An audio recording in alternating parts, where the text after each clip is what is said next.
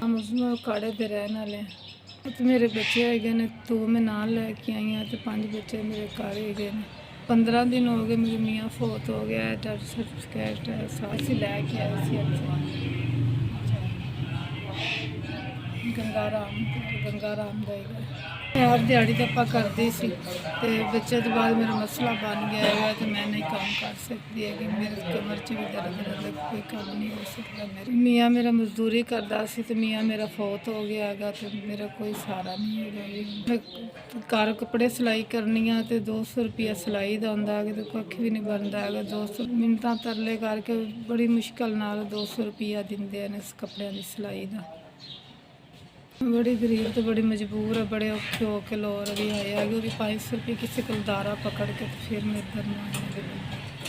जी मेरी कोई मदद हो जाए तो बड़ी मेहरबानी होएगी, तो बड़ी मजबूर हैगी।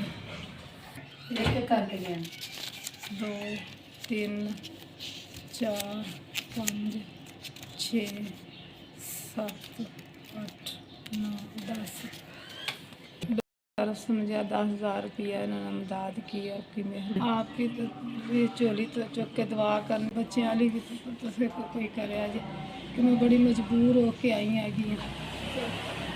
बड़े मुश्किल हालात है बड़ी मेहरबानी। मेरे साथ जी 3 बच्चे है मेहरबानी।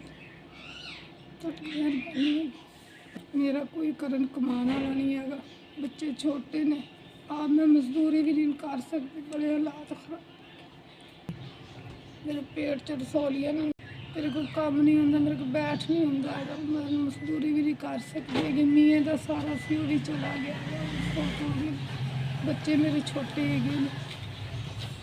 अल्लाह ने मेरी हेल्प की हैगी, अल्लाह तुहानू तंदरुस्ती दे, अल्लाह ताला तुहानू जिंदगी दे, सेहत दे जी, थोड़ी मेहरबानी। मम्मी की मदद की बहुत शुक्रिया, बहुत शुक्रिया।